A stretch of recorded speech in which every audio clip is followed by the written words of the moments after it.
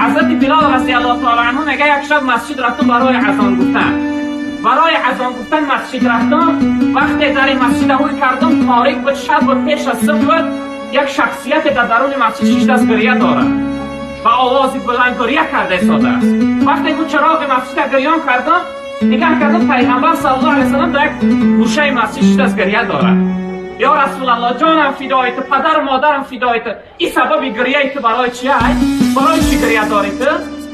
پیغمبر صلی الله علیه و سلم گفت ای بلال، گفت یک آیت امشب برای من نازل شد. خداوند یک خبر فرستاد که من میترسم که امتان از روی بی‌فکریش و بی‌پرواییش و فکر در بندگیش ندارن، فکر در زندگیش ندارن، فکر در عبادتش ندارن، فکر در فایده و ضررش ندارن. من میترسم که امتان از روی بی‌فکری و بی‌پرواییش همش هلاک میشن و دوزخ میرن. پیغمبر برای ما و شما شبها میرد نمازی چکا میکرد گریه میکرد.